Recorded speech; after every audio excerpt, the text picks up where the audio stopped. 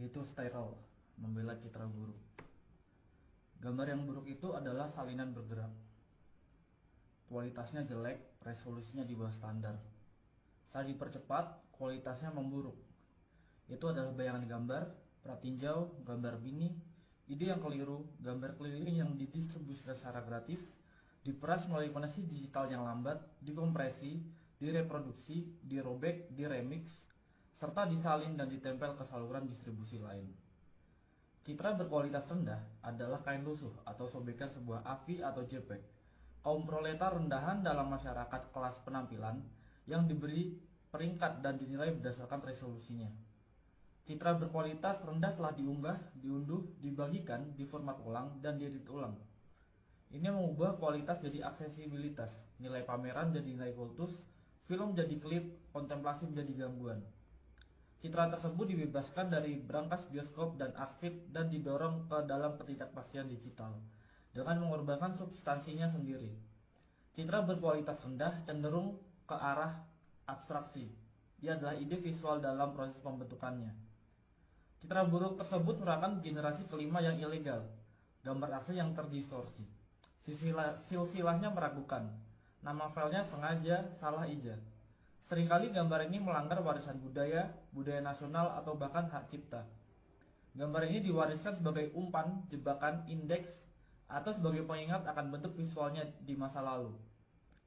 Gambar ini mengejek janji-janji teknologi digital.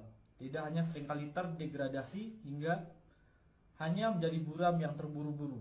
Bahkan orang pun ragu apakah gambar ini masih bisa disebut gambar sama sekali. Hanya teknologi digital yang mampu menghasilkan gambar yang begitu buruk seperti ini. Gambar yang buruk adalah hal yang lazim di zaman sekarang. Gambar-gambar yang terbuang dari layar, puing-puing produksi audiovisual, sampah yang terdampar di pantai ekonomi digital. Mereka menjadi saksi atas dislokasi, transfer, dan permintaan gambar yang penuh kekerasan. Percepatan dan peredarannya dalam siklus ganas kapitalisme audiovisual. Gambar-gambar yang buruk diseret ke seluruh dunia sebagai komoditas atau perwujudannya, sebagai hadiah atau sebagai anugerah. Mereka menyebarkan kesenangan atau ancaman kematian, teori konspirasi atau bajakan, perlawanan atau kebodohan. Gambar-gambar yang buruk menunjukkan hal yang langka, yang jelas, dan yang tak terbayangkan, yaitu jika kita masih mampu menguraikannya. 1. Resolusi rendah. Dalam salah satu film Woody Allen, karakter utamanya tampak buram. Ini bukan masalah teknis, melainkan semacam penyakit yang menimpanya. Citranya selalu kabur. Karena karakter Allen adalah seorang aktor, ini menjadi masalah besar. Ia tidak dapat menemukan pekerjaan. Kurangnya kejelasan citranya berubah menjadi masalah misteri. Kejernihan diidentifikasi sebagai posisi kelas, posisi yang nyaman dan istimewa. Sementara keburaman menunjukkan nilai seseorang sebagai sebuah citra. Namun, hierarki gambar kontemporer tidak hanya didasarkan pada ketajaman, tetapi juga dan terutama pada resolusi. Lihat saja toko elektronik manapun dan sistem ini, yang dijelaskan oleh Harun Faroqi dalam sebuah wawancaranya yang penting tahun 2007 menjadi sangat jelas. Dalam masyarakat gambar, peran sebagai toko unggulan. Di toko unggulan, sinema mengambil produk-produk kelas atas dipasarkan dalam lingkungan yang mewah. Turunan yang lebih terjangkau dari gambar yang sama beredar sebagai DVD, di televisi siaran atau daring, sebagai bentuk yang berkualitas buruk. Jelas, gambar beresolusi tinggi terlihat lebih cemerlang dan mengesankan, lebih mimikri dan magis, lebih menakutkan dan menggoda daripada gambar yang buruk. Bisa dibilang, gambar beresolusi tinggi lebih kaya. Kini, bahkan format konsumen pun semakin beradaptasi dengan selera para pencinta film dan penikmat estetika yang bersikeras menggunakan film 35 mm sebagai jaminan visualitas yang murni. Penekanan pada film analog sebagai satu-satunya media yang penting secara visual bergema di seluruh wacana tentang sinema, hampir tanpa mempedulikan nuansa ideologisnya. Tidak pernah menjadi masalah bahwa ekonomi produksi film kelas atas ini dan masih berakar kuat dalam sistem budaya nasional, produksi studio kapitalis, kultus kejeniusan yang sebagian besar laki-laki dan versi asli dan karenanya seringkali konservatif dalam struktur dasarnya. Resolusi diagungkan seolah-olah ketiadaannya sama dengan pengibirian sang pengarang. Pemujaan terhadap ukuran film mendominasi bahkan produksi film independen. Citra yang kaya tersebut menciptakan hierarki tersendiri dengan teknologi baru yang menawarkan semakin banyak kemungkinan untuk secara kreatif merusak citra tersebut. 2. Kebangkitan sebagai gambaran yang buruk. Namun, bersikeras pada penggunaan gambar yang kaya juga memiliki konsekuensi yang lebih serius. Seorang pembicara dalam konferensi esai film baru-baru ini menolak untuk menampilkan cuplikan dari karya Humphrey Jennings karena tidak tersedia proyektor film yang memadai. Meskipun pembicara memiliki pemutar DVD dan proyektor video standar, para hadirin dibiarkan membayangkan seperti apa tampilan gambar-gambar tersebut. Dalam kasus ini, ketidakjelasan gambar tersebut disebabkan oleh kurang lebih bersifat sukarela dan berdasarkan premis estetika. Tetapi hal ini menjadi padanan yang jauh lebih umum berdasarkan konsekuensi kebijakan neoliberal. 20 atau bahkan 30 tahun yang lalu, restrukturasi neoliberal, produksi media mulai perlahan-lahan mengaburkan citra non-komersial, hingga pada titik di mana sinema eksperimental dan esai hampir tidak terlihat. Karena menjadi sangat mahal, biaya untuk terus memutar karya-karya ini di bioskop sangat mahal, sehingga dianggap terlalu marginal untuk ditayangkan di televisi. Dengan demikian, karya-karya tersebut perlahan menghilang bukan hanya dari bioskop, tetapi juga dari ruang publik. Esai video dan film eksperimental sebagian besar tetap tidak terlihat kecuali beberapa pemutaran langka di Museum Film Metropolitan atau klub film yang diproyeksikan dalam resolusi aslinya sebelum menghilang lagi ke dalam kegelapan arsip. Perkembangan ini tentu saja terkait dengan radikalisasi neoliberal dari konsep budaya sebagai komoditas, komersialisasi sinema, penyebarannya ke bioskop multiplex, dan marginalisasi pembuat film independen. Hal ini juga terkait dengan restrukturasi industri media global dan pembentukan monopoli atas audiovisual di negara atau wilayah tertentu. Dengan cara ini, materi visual yang resisten atau non-konformis menghilang dari permukaan ke dalam ruang bawah tanah berupa arsip dan koleksi alternatif yang hanya dipertahankan oleh jaringan organisasi dan individu yang berkomitmen yang akan mengedarkan salinan VHS bajakan di antara mereka sendiri. Sumber untuk ini sangat langka. Kaset berpindah dari tangan ke tangan bergantung pada informasi dari mulut ke mulut di dalam lingkaran tertentu. Dari teman dan kolega. Dengan adanya kemungkinan untuk melakukan streaming video online, kondisi ini mulai berubah secara dramatis.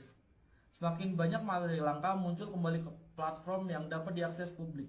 Beberapa di antaranya dikurasi dengan cermat, contoh UBU Web, dan beberapa hanya berupa tumpukan barang, yakni YouTube. Saat ini setidaknya ada 20 torrent esai film Chris Marker yang tersedia secara online. Jika Anda menginginkan retrospektif, Anda bisa mendapatkannya. Tapi, ekonomi gambar berkualitas rendah lebih dari sekedar unduhan. Anda dapat menyimpan filenya, menontonnya lagi, bahkan mengedit ulang atau memperbaikinya jika Anda merasa perlu, dan hasilnya beredar. File AVI buram dari karya-karya agung yang hampir terlupakan dipertukarkan di platform P2P semi rahasia. Video ponsel rahasia yang diselundupkan keluar dari museum disiarkan di YouTube. DVD saingan tontonan para seniman diperdagangkan. Banyak karya sinema avant-garde, esai, dan non-komersial telah dihidupkan kembali sebagai gambar berkualitas rendah, suka atau tidak suka. 3. Privatisasi dan pembajakan.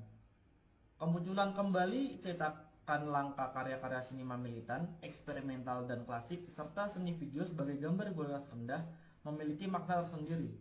Situasi mereka mengungkapkan lebih dari sekedar isi atau tampilan gambar.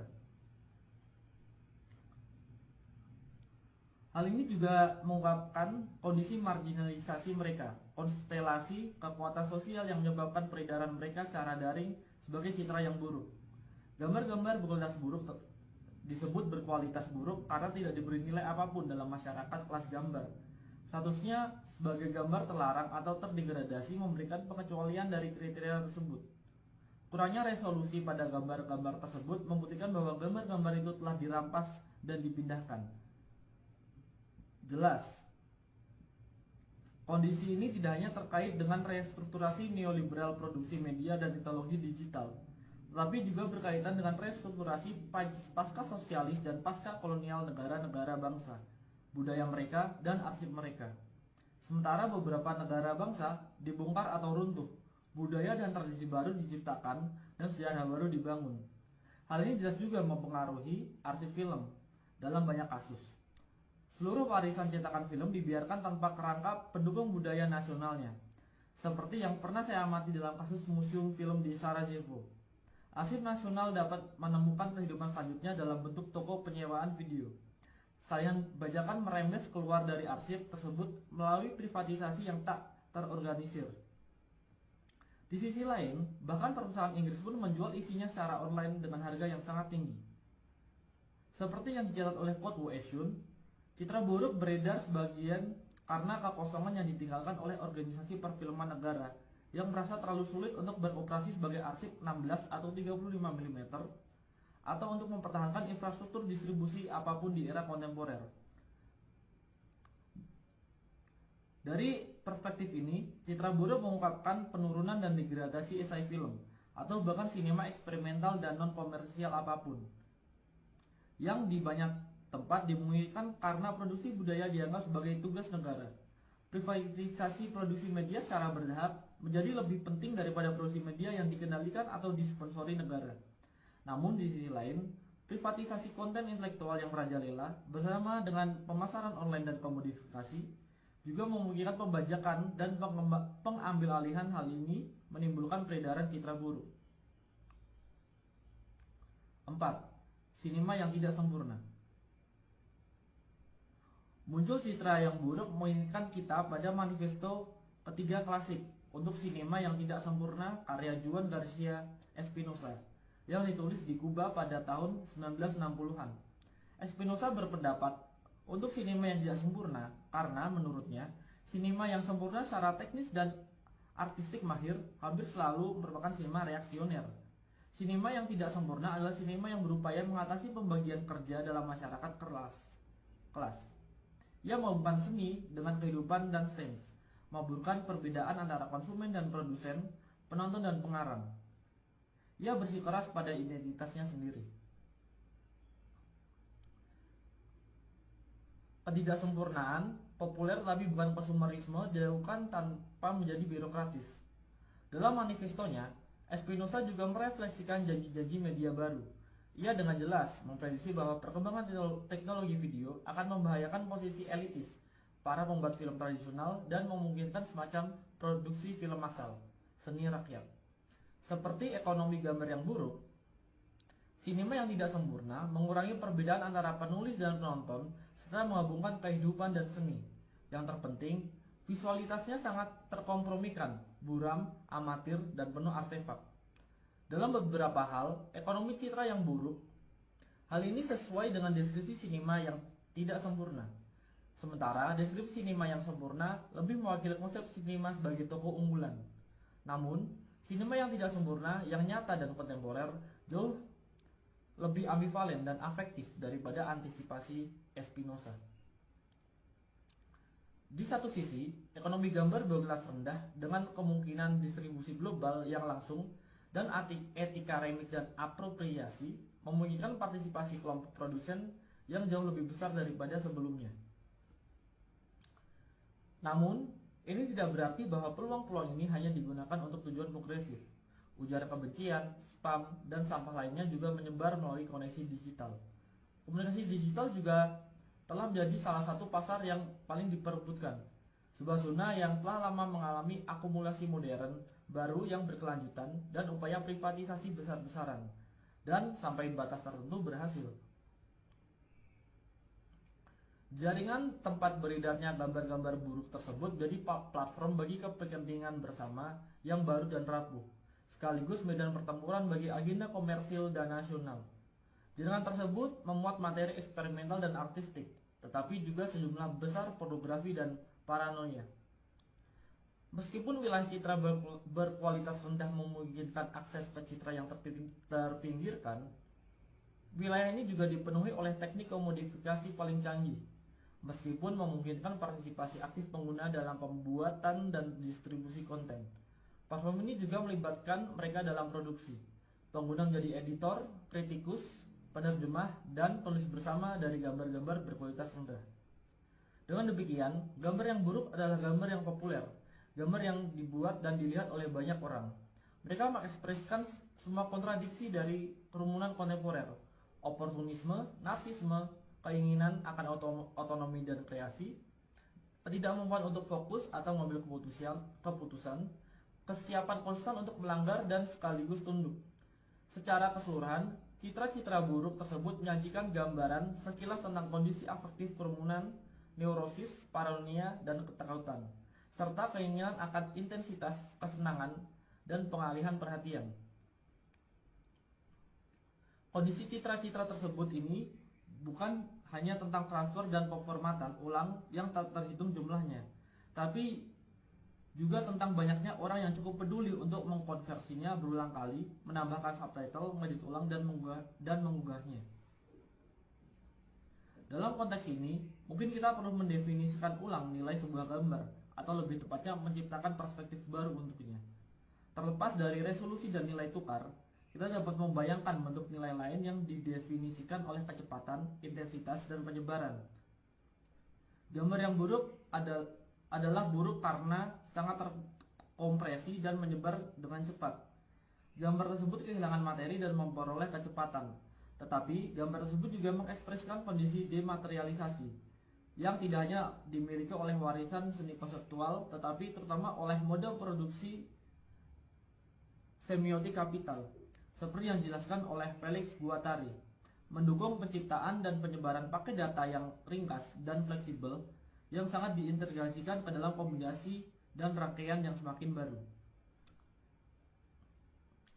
Penyederhanaan konten visual ini, konsep yang sedang terbentuk dari gambar, menempatkan dalam suatu perubahan informasi umum dalam ekonomi pengetahuan yang merubah gambar dan keterangannya keluar dari konteks ke dalam pusaran deteritorialisasi kapitalis permanen. Sejarah seni konseptual menggambarkan hal ini. Dematerialisasi objek seni pertama-tama sebagai gerakan perlawanan terhadap nilai fetisisme visibilitas. Namun kemudian, objek seni yang telah didematerialisasi ternyata sangat cocok dengan semiotisasi kapital. Dan dengan demikian, dengan arti tertentu, pergeseran konseptual citra buruk. Dalam kapitalisme, citra buruk juga mengalami ketegangan serupa. Di satu sisi, ia beroperasi melawan nilai fetisisme resolusi tinggi. Di sisi lain, justru nilai mengapa ia akhirnya terintegrasi sempurna ke dalam kapitalisme informasi yang berkembang pesat pada rentang perhatian yang terkompresi, pada kesan daripada impresi, pada estetisas daripada kontemplasi, pada pratinjau daripada pemutaran. 5. Kawan, bagaimana ikatan visual Anda hari ini? Namun, secara bersamaan, terjadi pembalikan paradoks. Peredaran gambar-gambar berkualitas rendah menciptakan sebuah sirkuit yang memenuhi ambisi awal sinema militan dan beberapa esai dan eksperimental untuk menciptakan ekonomi gambar alternatif. Sebuah sinema yang tidak sempurna yang ada di dalam maupun di luar dan di bawah arus media komersial. Di era berbagi file, bahkan konten yang terpinggirkan pun beredar kembali dan menghubungkan kembali audiens yang tersebar di seluruh dunia. Citra buruk tersebut dengan demikian membangun anonimitas. Jaringan global menciptakan sejarah bersama. Ia membangun aliansi saat menyebar, memicu menerjemahkan atau salah tafsir, dan menciptakan publik serta debat baru. Dengan kehilangan substansi visualnya, ia mendapatkan kembali sebagai kekuatan politiknya dan menciptakan aura baru di sekitarnya. Aura ini tidak lagi didasarkan pada kekekalan asli, tetapi pada sifat sementara salinannya. Ia tidak lagi berlabuh ke dalam ruang publik klasik yang dimediasi dan didukung oleh kerangka negara bangsa atau korporasi, tetapi mengambang di permukaan kumpulan data yang sementara dan meragukan. Dengan terlepas dari kasanah perfilman konvensional, karya ini terdorong ke layar-layar baru dan sementara yang dirangkai oleh keinginan para penonton yang tersebar. Oleh karena itu, peredaran gambar-gambar yang buruk menciptakan ikatan visual. Demikian jika Vertov pernah menyebutnya. Ikatan visual ini menurut Vertov dimaksudkan untuk menghubungkan para pekerja di seluruh dunia satu sama lain. Ia membayangkan semacam bahasa adamik visual komunis yang tidak hanya dapat memberi informasi atau menghibur, tapi juga mengorganisir para penontonnya. Dalam arti tertentu, mimpinya telah menjadi kenyataan, meskipun sebagian besar di bawah kekuasaan kapitalisme informasi global yang audiensnya terhubung hampir secara fisik melalui kegembiraan bersama, keselarasan afektif, dan kecemasan. Namun, ada juga peredaran dan produksi gambar berkualitas rendah yang dihasilkan oleh kamera ponsel, komputer rumahan, dan bentuk distribusi yang tidak konvensional. Koleksi optiknya, penelitian kolektif sebagai file atau sirkuit distribusi akan rumput, mengungkapkan hubungan yang tidak menentu dan kebetulan antara para produsen dimanapun yang secara bersamaan membentuk audiens yang tersebar. Peredaran gambar-gambar berkualitas buruk memicu baik jalur perakitan media kapitalis maupun ekonomi audiovisual alternatif. Selain banyak kebingungan dan keheranan, hal ini juga berpotensi menciptakan gerakan pemikiran dan pengaruh yang mengganggu. Peredaran gambar berkualitas rendah dengan demikian memulai babak lain dalam dianologi histori sirkuit informasi nonkonformis, Ikatan Visual Vertov, pedagogi pekerja internasionalis yang dijelaskan oleh Peter Weiss dalam The Aesthetic of Resistance, Sirkuit Sinema Ketiga, dan Trikontinentalisme, pembuatan film dan pemikirnya yang tidak berpihak. Gambar berkualitas rendah, betapapun ambivalennya statusnya, dengan demikian mengambil tempat dalam dianologi pamflet yang disalin karbon, film agitprop kereta api, majalah video bawah tanah, dan materi nonkonformis lainnya, yang secara estetika sering menggunakan materi berkualitas rendah. Selain itu, hal ini juga mengaktualisasikan kembali banyak gagasan historis yang terkait dengan sirkuit-sirkuit ini. Antara lain gagasan Vertov tentang ikatan visual. Bayangkan seseorang di masa lalu dengan baret bertanya kepada Anda, "Kawan, apa ikatan visual Anda hari ini?" Anda mungkin menjawab, "Ini adalah tautan ke masa kini." 6. Sekarang. Citra buruk tersebut mewujudkan nasib setelah kematian banyak mahakarya sinema dan seni video di masa lalu. Karya-karya tersebut telah diusir dari surga terlindungi yang tampaknya pernah menjadi milik sinema. Setelah dikeluarkannya dari arena budaya nasional yang terlindungi dan seringkali proteksionis, dibuang dari peredaran komersial, karya-karya ini menjadi pengembara di tanah tak bertuan digital, terus-menerus mengubah resolusi dan formatnya, kecepatan dan medianya, bahkan terkadang kehilangan nama dan kredit di sepanjang jalan. Sekarang banyak dari karya-karya ini kembali sebagai gambar yang buruk, saya akui. Tentu saja orang bisa berpendapat bahwa ini bukanlah yang asli, tetapi kemudian, tolong siapapun, tunjukkan kepada saya yang asli. Citra buruk tersebut bukan lagi tentang hal yang sebenarnya yang asli dan orisinal. Sebaliknya, ini tentang kondisi eksistensinya yang nyata, tentang sirkulasi kerumunan, penyebaran digital, temporalitas yang terpecah-pecah dan fleksibel. Ini tentang pembangkangan dan mengappropriation, sama seperti tentang konformisme dan eksploitasi. Singkatnya, ini tentang realitas.